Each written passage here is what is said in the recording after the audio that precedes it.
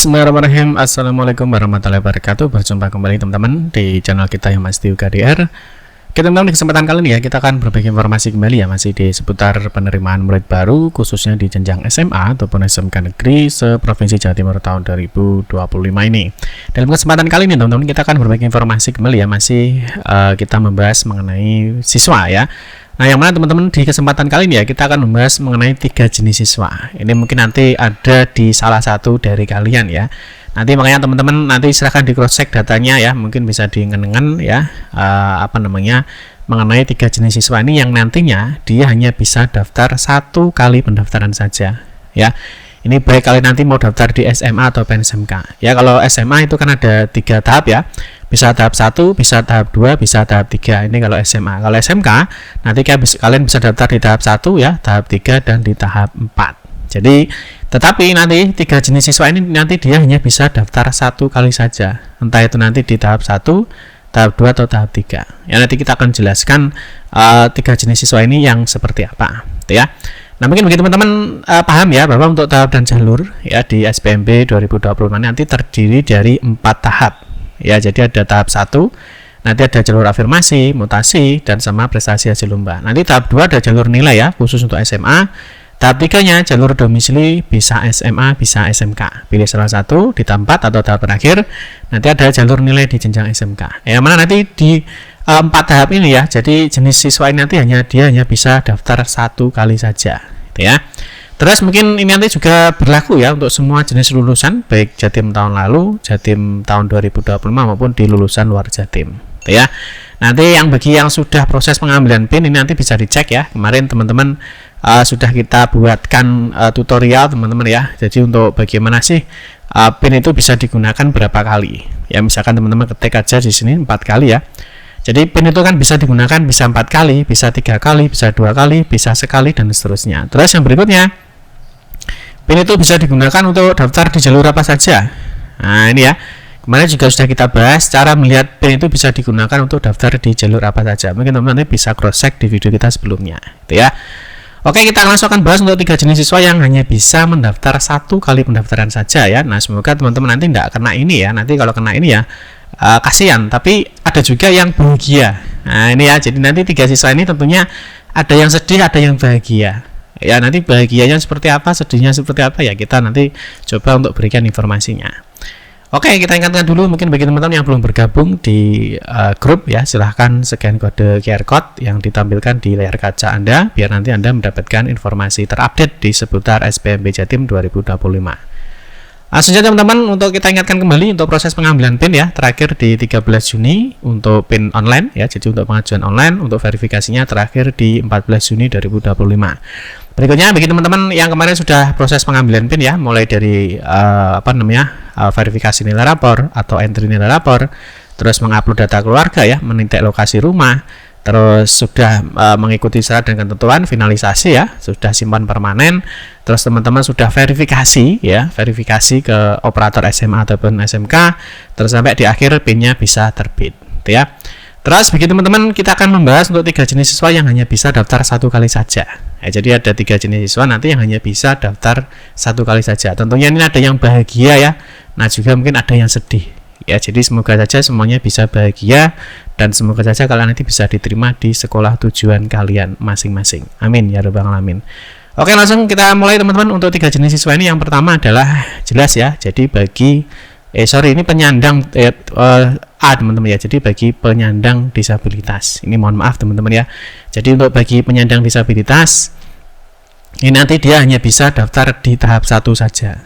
Ya, yaitu pada jalur afirmasi penyandang disabilitas. Ini bagi teman-teman mohon maaf ya, yang bagi penyandang disabilitas nanti berarti hanya bisa daftar di 1 jalur saja. Ya, kalau kita lihat jadwalnya di sini teman-teman ya, nanti masuk di sini ya di jalur afirmasi ya. Nanti masuknya di jalur afirmasi nanti di penyandang disabilitas. Oke ya, nanti mungkin teman-teman bisa cek untuk di jalur buruh. Mana saya sudah buruh belum ya? Saya lupa ya. Nah, untuk jalur buruh atau mungkin jalur afirmasi teman-teman ya, ini cara daftar di jalur afirmasi. Nah, ini ya. di cara daftar jalur afirmasi. Jadi nanti untuk teman-teman bagi penyandang disabilitas itu masuknya nanti di jalur afirmasi. Mungkin nanti panduannya bisa dicek di sini ya, di cara daftar jalur afirmasi ini ya. Jadi sekali lagi bagi teman-teman yang penyandang disabilitas nanti hanya bisa daftar 1 kali saja, yaitu di jalur afirmasi penyandang disabilitas. Nah, Pak, nanti misalkan tidak diterima bagaimana ya? Di sini dijelaskan ya di dalam ketentuan SBMP Jatim ya. Di sini di poin 14 teman-teman ya.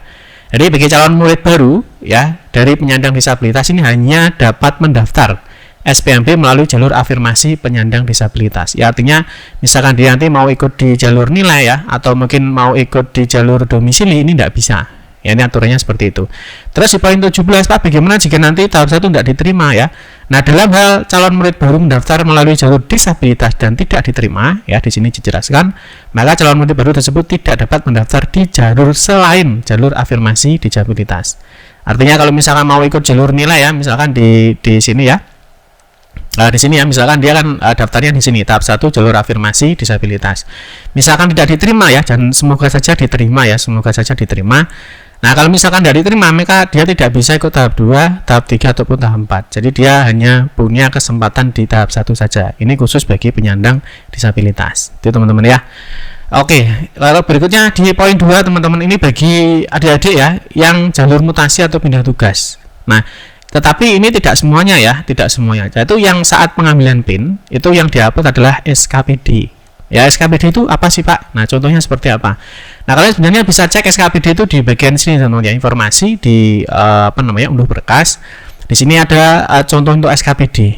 Ya, jadi ada untuk contoh namanya SKPD ini ya. Nah, SKPD itu contohnya seperti ini. Jadi bagi teman-teman yang mungkin sudah mencari seperti ini ya, surat pengantar pindah seperti ini ada contohnya ya. Nah, ini.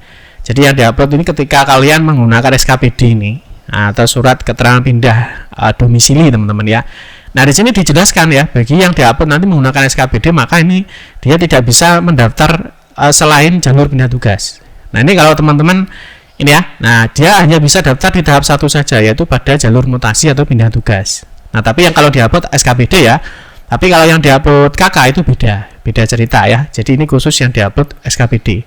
Nah, ini sebenarnya sudah dijelaskan di dalam ketentuannya ya. Nah, ini kalian bisa baca di nomor 4 bahwa untuk jalur mutasi ya, baik orang tua atau wali diperuntukkan bagi calon murid baru yang pindah domisili karena mengikuti perpindahan tugas orang tua atau wali. Ini dibuktikan salah satunya adalah surat keterangan pindah domisili atau SKPD atau surat keterangan yang sejenis dari orang tua atau wali yang diterbitkan oleh Dinas Dukcapil. Ini ya. Nah, ini disambut lagi, dijelaskan lagi teman-teman di poin 7 ya. Di poin 7, surat keterangan pindah domisili atau SKPD ya, ini atau yang sejenis ya, ini pada poin 4 huruf B ya, ini ya, poin 4 huruf B. Nah, ini hanya dapat digunakan untuk mendaftar jalur mutasi tugas orang tua atau wali. Jadi hanya itu berarti kan hanya satu tok. Jadi dia nanti hanya bisa daftar di jalur mutasi pindah tugas orang tua atau wali. Jadi kalau misalkan dia tidak diterima di tahap 1, berarti dia tidak bisa ikut di tahap 2, 3 ataupun 4. Itu ya. Nah, mungkin kalau kalian masih ingat ya waktu proses pengambilan PIN ya. Nah, ini itu kan untuk berlaku untuk di semua jenis lulusan ya. Setelah di sini setelah kalian mengecek data keluarga itu setelah mengecek data rapor itu kan ada cek data keluarga. Nah, di dalam cek data keluarga itu kan ada kondisi teman-teman ya. Ada kondisi ya, ada kondisi itu yang kalian upload itu apa? Apakah kartu keluarga, apakah SKPD atau SKD ya, SKD bencana atau SKD Ponpes. Nah, di sini kalau kalian yang diupload adalah kartu keluarga itu aman, tidak masalah ya. Jadi meskipun kalian ikut di jalur pindah tugas, itu misalkan tidak diterima di tahap 1 bisa ikut di tahap 2 dan seterusnya. Nah, tetapi yang menjadi masalah itu adalah ketika yang kalian upload adalah yang kalian pilih kondisinya itu adalah SKPD ya. Nah, ini yang kalian pilih itu kondisinya adalah SKPD lah, ini yang jadi masalah teman-teman ya. Jadi kalau yang diupload adalah SKPD ya, di sini kalian pilih SKPD, maka di sini sudah ada warningnya ya, sudah di warning sama sistem bahwa hanya dapat mendaftar pada jalur mutasi orang tua atau wali saat proses pendaftaran ini ya. Nah, jadi hanya dapat. Jadi kalau misalkan nanti kalian ingat waktu pengambilan PIN itu kok yang dapat adalah SKPD mutasi orang tua atau wali, maka nanti kalian hanya dapat mendaftar 1 kali saja, yaitu di tahap 1 pada jalur mutasi orang tua atau pindah tugas. Ya, paham ya teman-teman ya. Terus yang terakhir teman-teman, ini tadi yang diupload ini ya. Jadi ada surat keterangan mutasinya ya. Terus di sini sudah juga ada penjelasannya. Terus yang terakhir ini adalah bagi siswa yang sudah mendaftar dan diterima, ini tentunya bahagia dia ya. Nah, tentunya bahagia.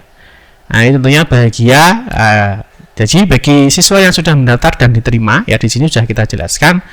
Bagi siswa yang sudah diterima di satu jalur pendaftaran, ya di satu jalur pendaftaran, maka dia tidak bisa ikut jalur pendaftaran berikutnya.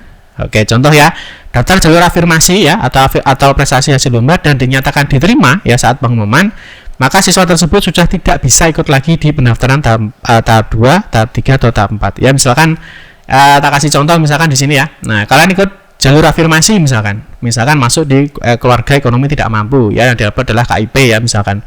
Nah, setelah kalian diterima, di sini kan ada jadwalnya ya, ada jadwal pengumuman di jalur afirmasi. Nah, itu kan pendaftarannya kan tanggal 16 sampai 17. Nah, ternyata kalian saat pengumuman di tanggal 20 kalian diterima ya, maka kalian sudah stop ya, kalian sudah tidak bisa ikut di tahap 2, tidak bisa ikut di tahap 3 dan tidak bisa ikut di tahap 4. Nah, itu ya teman-teman ya. Mungkin nanti penjelasannya kalian bisa ketik saja di sini ya, tidak diterima, gini aja. Nah, ini sudah kita jelaskan. Ketika tidak diterima atau sudah diterima, itu bisa nggak sih ikut daftar di jalur berikutnya.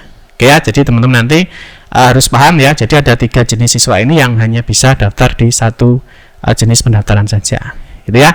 Terus yang terakhir teman-teman ya, mungkin bagi teman-teman yang mau cek PIN ya, PIN-nya itu bisa digunakan untuk apa saja ya. Nah, ini kalian bisa cek di sini ya. Jadi syarat PIN itu nanti bisa dibuat daftar misalkan 4 kali, 3 kali, 2 kali atau sekali, bisa kalian cek di sini di syarat PIN ini ya. Terus untuk digunakan untuk apa saja?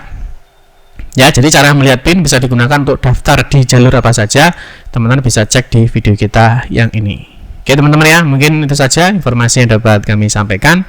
Nah, semoga teman-teman ini yang daftar ya di tahap 1 ya, semoga bisa diterima, dan semoga bagi teman-teman yang daftar ya sudah diterima ya, semoga bisa bahagia karena sesuai dengan sekolah pilihan Anda. Amin ya rabbal alamin. Demikian yang dapat saya sampaikan. Mohon maaf jika ada salah-salah kata dalam memberikan informasi dan penjelasan. Kita berjumpa kembali di video-video berikutnya. Saya akhiri, wassalamualaikum warahmatullahi wabarakatuh.